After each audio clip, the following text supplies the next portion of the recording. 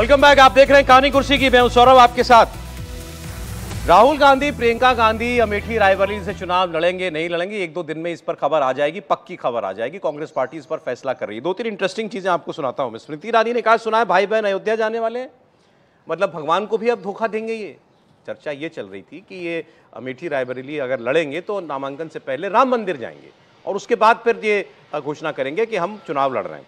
उस पर स्मृति ईरानी का ये रिएक्शन है। अब खड़गे साहब से भी सवाल पूछ लिया गया। राहुल गांधी से तो बार बार पूछा जाता है भाई आप अमेठी लड़ेंगे नहीं लड़ेंगे, उन्होंने कहा कांग्रेस पार्टी तय करेगी। खड़गे साहब से पूछा गया पहले तो उन्होंने कहा भाई ये गांधी परिवार तय करता है। अब दोबारा पूछ लिया गया उनसे तो उन्होंने कहा भाई जिस दिन मैं दस्तखत कर दूंगा उस दिन आपको बता दूंगा कि ये चुनाव लड़ रहे हैं कि नहीं लड़ रहे। हकीकत यह कि उनको भी नहीं मालूम है। ये फैसला राहुल गांधी, प्रियंका गांधी, सोनिया गांधी का फैसला है और वो जब फैसला करेंगे तभी खड़गे साहब को भी पता चलेगा। ये कांग्रेस की हकीकत किसी से छुपी हुई नहीं है। स्मृति ईरानी और खड़गे क्या बोले हैं सुनिए। रिश्तों की दुहाई इतनी दी, फिर वायनाड चले गए। वायनाड जाकर जब नामांकन पत्र भरा तो घोषित कर दिया कि अब वायनाड ही उनका परिवार है। हमने कहा वाह भैया, लोगों को रंग बदलते देखे थे, परिवार बदलते पहली बार देख रहे हैं। अरे औरत भी जब ब्याह करती है, ससुराल जाती है तो जीवन भर मायके का सम्मान रखती है भैया।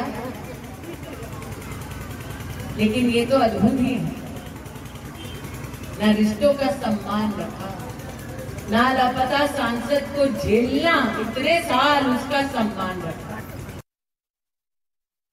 यहाँ पर लोगों के डिमांड के वजह से वहां भेजे।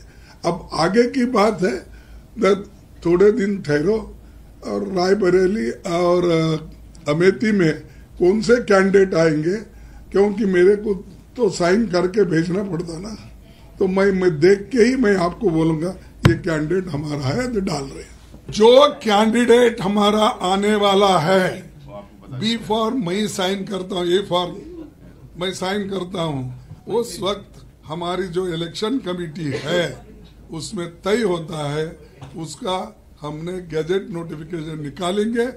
अगर है तो अध्यक्ष वो आने के बाद साहब को एक कॉपी भेज। खड़गे साहब की बात को यूं भी समझिए, मुझे मालूम नहीं है, जब मुझे गांधी परिवार बताएगा तो मैं आपको बता दूंगा कि कौन चुनाव लड़ रहा है। तो आज सीईसी की बैठक है मेरे ख्याल से कांग्रेस की, तो उसमें तय होगा। अगर उसमें भी तय नहीं हो पाता तो फिर एक बार हम चर्चा कर रहे होंगे कि राहुल गांधी जो है लड़ेंगे और प्रियंका गांधी लड़ेंगे कि नहीं लड़ेंगे। मुझे लगता है कि अब बहुत हो गया, मतलब लड़ने तो भी ठीक है, नहीं लड़ने तो भी ठीक है। इतनी कांग्रेस पार्टी कवर की है, इतना क्या छुपाना भाई। कांग्रेस पार्टी में हमेशा ऐसा रहता है, किसी को कुछ पता नहीं होता। नहीं, प्रॉब्लम ये है, नहीं, किसी को कुछ पता नहीं रहता है, वो गांधी परिवार को ही पता होता है कि आखिर करना क्या।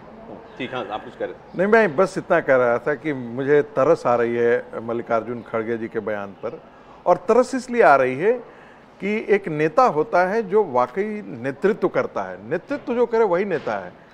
अब रायबरेली में कौन लड़े कौन नहीं लड़े ये तय करना आपको तय करना है। आपको लगता है कि उनको जाना चाहिए तो आप आदेश दे सकते हैं। कहते हैं ना कि भाई नहीं मैं तो वही, फिर तो मैंने कहे ना, मैं तो कल एक ट्वीट भी किया था कि आप 84 साल की उम्र हो गई है, आप जो है प्रधानमंत्री के लिए कहते हैं कि इनको शर्म आनी चाहिए। मैं तो समझता हूँ कि राहुल गांधी हमसे भी 6 साल छोटे हैं, हमसे भी 6 साल छोटे हैं, और जिस प्रकार से तू तड़ाके की बात करते हैं और आपके सामने बात करते हैं। हमारे में क्या होता है, माँ जब कुछ भी हम लोग तू तड़ाके करते थे ना तो माँ मुंह में मिर्ची लगा देती थी। राहुल गांधी को तो लगाया नहीं गया होगा, यदि लगाया गया होता तो इस तू तड़ाके नहीं हुआ होता। जहां तक मल्लिकार्जुन खड़गे जी का सवाल है, ऐसी जब घोषणा करते हैं खास करके टेलीविजन पे, तो अपना सम्मान खोते हैं। अपना सम्मान इसलिए खोते हैं क्योंकि लोगों को ये पता, वो खुद इसकी स्वीकारोक्ति है कि भाई देखिए हमको कुछ नहीं पता है, जो भी हमको कहा जाता है हम उस पे साइन करते हैं। ये सारा 10 जनपद से चलता है या राहुल गांधी के कार्यालय से चलता है, इसमें तो कोई शक नहीं। अच्छा, जहां तक ये राम मंदिर वाली बात है, मुझे तो सर ये खबर सही नहीं लगती कि राहुल गांधी प्रियंका गांधी राम मंदिर जाएंगे। नहीं, मैं बस इस पे एक ही टिप्पणी करूंगा। देखिए मैंने कहा था ब्रेक से पहले भी, राहुल गांधी प्रियंका गांधी राम मंदिर जाएं या कुछ भी जाएं, कोई इससे फर्क नहीं पड़ने वाला है, न चुनावी गणित पे पड़ने वाला है, न ही भारत के लोगों की उनके प्रति जो दृष्टि है उसमें परिवर्तन होने वाला है। और राम जी की तो कृपा नहीं होने वाली है, क्योंकि कुरुक्षेत्र से पहले दुर्योधन भी गया था भगवान श्री कृष्ण के पास, लेकिन दुर्योधन को भगवान आशीर्वाद नहीं ये राम जी की कृपा उल्टा ना करा दे मोदी जी के ऊपर, फिर लोगों को लगेगा जो ये काम भी करा दिया मोदी जी ने, इनको गांधी परिवार को भी राम मंदिर भेज दिया। देखिए, मुझे भी नहीं लगता है, मैं निजी तौर पर बिल्कुल नहीं मानता हूं कि राहुल गांधी और प्रियंका गांधी वहां जाने वाले हैं। अब होता क्या है कि राजनीतिक दलों में ढेर सारे लोग अलग अलग बात करते हैं, तो अगर वो रायबरेली अमेठी जा रहे होंगे, 100-125 किलोमीटर का दायरा है अयोध्या से, तो वो चाहेंगे कि भाई ठीक है वहां से हो के आए। लेकिन कोई भी व्यक्ति ये जानता है कि अगर राम मंदिर का चित्र दिखेगा तो राम मंदिर कैसे बना उसकी बात होगी। भूमि पूजन के वक्त कैसे कहा गया कि कोविड में भूमि पूजन कर ले रहे हैं, मुहूर्त नहीं है। कैसे कहा गया कि राम मंदिर का शिखर नहीं पूरा है, मुहूर्त कोई और था, कोई और कर रहा है, यजमान कौन बन सकता है।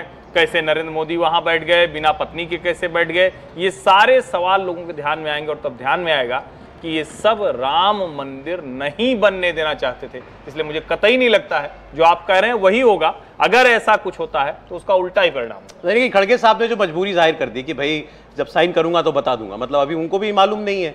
अब ये आप सब लोग कह रहे थे वायनाड के बाद क्लियर हो जाएगा, वायनाड का इलेक्शन भी हो गया अब तो। देखिए, इसमें कोई दो राय नहीं कि अमेठी और रायबरेली का अगर निर्णय होगा तो राहुल गांधी ही लेंगे, सोनिया गांधी लेंगी, प्रियंका गांधी को लड़ना होगा तो वो बता देंगे। मल्लिकार्जुन खड़गे ने अपनी स्थिति को बहुत स्पष्ट कर दिया कि राष्ट्रीय अध्यक्ष के रूप में उनकी स्थिति क्या है।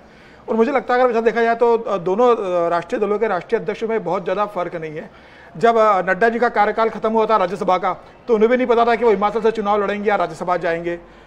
उन्हें गुजरात से राज्यसभा भेजा गया, वो गुजरात से राज्यसभा चले गए। तो मुझे लग रहा है दोनों के राष्ट्रीय अध्यक्ष में बहुत ज़्यादा फर्क नहीं है। हाँ, अमेठी और अगर रायबरेली की अगर बात करें तो मुझे लगता है कि राहुल गांधी तय करेंगे और उन्होंने तय कर लिया होगा। मुझे लग रहा है 1-2 दिन के अंदर इस बात की घोषणा होगी। लेकिन जहाँ तक राम मंदिर के दर्शन का प्रश्न मैं जोड़ना चाहता हूँ इसके अंदर, जीतन राम मांझी जिन्होंने राम को काल्पनिक कहा था, वह भी जब गया में फॉर्म भरने गए तो उसके पहले वो राम मंदिर के दर्शन करने गए। जब उनसे कहा गया कि आप तो राम को काल्पनिक कहते थे, आप राम मंदिर दर्शन करके फॉर्म भरने आ रहे, तो बोले अब मैं बदल गया, मुझे राम भगवान के आशीर्वाद की जरूरत है। अच्छा, अचानक तो ये उन्होंने बोला जीतन राम मांझी ने। तो अब ऐसा हो सकता है कि राहुल गांधी, प्रियंका गांधी को भी चुनाव जीतने के लिए राम भगवान के आशीर्वाद की जरूरत हो तो वो जा सकते हैं। मुझे लगता है दूरी बहुत लंबी बन चुकी है सर, अब जाने से कुछ उनको ही पता कुछ हासिल होना। बड़ी अच्छी टिप्पणी आई है। क्या मैं जाट बनकर मांग करने उतरा, कांग्रेस ने कहा हम जाटों के साथ हैं। मैं गुज्जर बनकर उतरा, कांग्रेस ने कहा हम गुज्जरों के साथ हैं। मैं दलित बनकर उतरा, कांग्रेस ने कहा दलितों के साथ हैं। मैं राजपूत बनकर के उतरा, कांग्रेस ने कहा मैं राजपूतों के साथ हूँ। मराठा बनकर के उतरा, कहा कांग्रेस ने कहा मैं मराठों के साथ हूँ। पाटीदार बनकर के उतरा, कहा पाटीदारों के साथ हूँ। लेकिन जैसे ही कहा हिंदू बनकर, बोला तो सांप्रदायिक है। कांग्रेस पार्टी के लिए लिखा है। ये व्यूअर की टिप्पणी है, ये व्यूअर की टिप्पणी है। ये बड़ा शानदार है टिप्पणी है। कांग्रेस यही तो कर रही है, उसका घोषणा पत्र तो इसी का पुलिंदा है। घोषणा पत्र की बातें उठा करके तो आज योगी जी कसाई, मतलब कहा कि गायों को कसाई के पास भेजने की तैयारी की है कांग्रेस पार्टी ने। वो बयान जरा सुनवा दीजिए आप। देखिए, कांग्रेस के मैनिफेस्टो को उठाया मोदी जी ने सबसे पहले वो कि मंगलसूत्र भी तुम्हारा छीन लेंगे और फिर किस में बढ़ जाएगा, ये घुसपैठियों को बांट देंगे, मुसलमानों को जो घुसपैठिए हैं। और उसके बाद होते होते अब खान पान को लेकर के जो कांग्रेस पार्टी ने लिखा है कि हर व्यक्ति को किसी भी धर्म का हो खान पान की आज़ादी होगी। तो योगी जी ने सवाल उठा लिया, क्या खाने की आज़ादी देना चाहते हो जो आज़ादी ऑलरेडी नहीं है? इसके खाने पर कौन सी रोक है? मतलब तुम वही खाने की आज़ादी देना चाहते हो जो दूसरा आदमी नहीं खाता, जिसको वो गलत मानता है। योगी आदित्यनाथ को सुनिए। अल्पसंख्यक समुदाय की रुचि के अनुसार खान पान की स्वतंत्रता दी जाएगी और व्यक्तिगत कानून को भी लागू करने के लिए कांग्रेस पहल करेगी। इस देश का हिंदू गौमांस से पूरी तरह परहेज करता है और वह उसके लिए, मुझे लगता है कि गाय उसके लिए मां के समान है। और कांग्रेस आज मुसलमानों को ये छूट देने का कुत्सित प्रयास कर रही है कि यानी इसका मतलब वह गौकसी करने की छूट देगी। यह कोई भी भारतीय स्वीकार नहीं करेगा। तो योगी जी जो है कांग्रेस गोकशी कराएगी, यहां तक पहुंच गए। अच्छा, मैं आपसे कह रहा था कि प्रियंका गांधी वाड्रा का एक रिएक्शन आ रहा है। उन्होंने कहा मोदी जी ने हमारे परिवार को सबको गाली दी है, इनका सीना अगर 56 इंच का है तो हमारा तो लोहे का सीना है। सुनिए जरा प्रियंका गांधी वाड्रा। इन्होंने कितनी गाली दी हमारे परिवार को, इससे हमें कोई परवाह नहीं है किसी को नहीं छोड़ा, माँ को नहीं छोड़ा, पिता को नहीं छोड़ा, दादी को नहीं छोड़ा, दादा को नहीं छोड़ा, परदादा को नहीं छोड़ा, भाई को नहीं छोड़ा, पति को नहीं छोड़ा, कोई बात नहीं करते रहे। 56 इंच का इनका सीना नहीं है, इनका सीना नहीं है, लोहे के सीने हैं हमारे। नहीं, आप कुछ भी कहिए, अब आप इसमें कोई कमी निकाले, लेकिन बोलती नेचुरल है।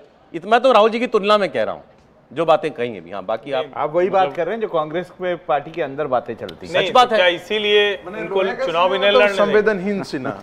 मेरे मन में अभी थोड़ी देर पहले यही ट्विस्ट दिया रागे जी ने। संवेदनहीन सीना भाई, पत्थर और पत्थर का सीना इसीलिए कहा जाता है, लोहे का सीना कहा जाता है, इसका मतलब संवेदनहीनता। भाई इतनी इतनी गाली हमको दे दी, किसी को तो छोड़ा नहीं, दादा परदादा तक तो सब पहुंच गए, इतना सह लिया हम लोगों ने, इसलिए फर्क नहीं पड़ता। रागी जी ने ट्विस्ट तो दिया है, लेकिन कहा जाता है पत्थर का मन, सीना तो अलग बात। हाँ, क्या इसीलिए कांग्रेस के भीतर एक वर्ग है जो इनको नहीं आगे आने देना चाहता? ये बार बार कहा जाता है ना, कांग्रेस से निकलने वाले कई लोग जो खुद को प्रियंका गांधी का बहुत नजदीकी बताते थे, अब तो वो छोड़ गए पार्टी। तो क्या इसीलिए? और सवाल ये भी खड़ा हो रहा है, बड़ी चर्चा है इसकी कि भाई देखिए, अमेठी तो जाने का साहस किसी का नहीं हो रहा है। मन में चल रहा है कि जाना चाहिए, नहीं जाएंगे तो बड़ी मतलब एक तरह से कहेंगे प्रतिष्ठा फंस जाएगी, लेकिन दोनों को लग रहा है कि रायबरेली ठीक है। हाँ, दोनों को लग रहा है रायबरेली ठीक है। तो क्या अंत में वही होगा कि भैया नहीं प्रियंका को चुनाव नहीं लड़ने देंगे?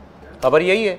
अब इतने वर्षों से अगर नहीं लड़ने दिया जा रहा है, और देखिए मैं तो फिर कह रहा हूं भाई, देखिए आएंगे, बंद मुट्ठी लाख की, खुल गई तो खाक की। प्रियंका जी आधे उत्तर प्रदेश की प्रभारी महासचिव थी, 1 सीट हुआ, 2 सीट हुआ करती थी, 1 रह गई, तो प्रियंका जी की परफॉर्मेंस तो 50% ही रहा। लेकिन फिर मैं कह रहा हूं चुनाव उनको लड़ना चाहिए। गांधी परिवार की इतनी बड़ी नेता हैं, उनको बिल्कुल चुनाव लड़ना चाहिए। और अगर उनके चुनाव लड़ने में कोई बाधा बन रहा है, फिर तो पार्टी के भीतर, परिवार के भीतर कुछ तो मुश्किल है। नहीं, बाधा तो नहीं, लेकिन खबरें तो यही आ रही हैं कि राहुल गांधी नहीं चाहते हैं कि नहीं, बाधा कैसे नहीं है?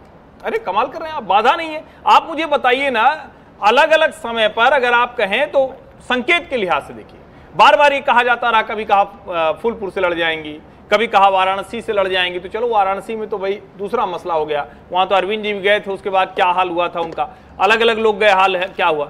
लेकिन क्या फूलपुर से, अमेठी से, रायबरेली से, और जब अब राहुल गांधी हार चुके हैं, सोनिया जी रायबरेली छोड़ चुकी हैं, तो फिर तो स्वाभाविक दावेदारी उनकी बनती है। मैं तो खुद जानता हूं, पिछले 15-20 सालों से कांग्रेस के अंदर एक धड़ा है जो बार बार ये कोशिश करता है कि प्रियंका गांधी जो हैं वो पूरी तरह से चुनाव लड़ने में या फिर पार्टी की एक बड़ी पोस्ट पर आ जाए, पर होता नहीं है ना। यहाँ प्रॉब्लम यही है कि बोला जाता है कि ये गांधी परिवार ऐसा नहीं चाहता। अभी तो यही लोग सुनते हैं। पीटे हुए मुहरे हैं, देखिए दोनों पीटे हुए मुहरे हैं, कोई फर्क नहीं पड़ने वाला। आज कार्य कुर्सी के में इतना ही, बहुत शुक्रिया प्रोफेसर साहब, समीर जी, राहुल जी, हर्षवर्धन जी, आप आ जाए।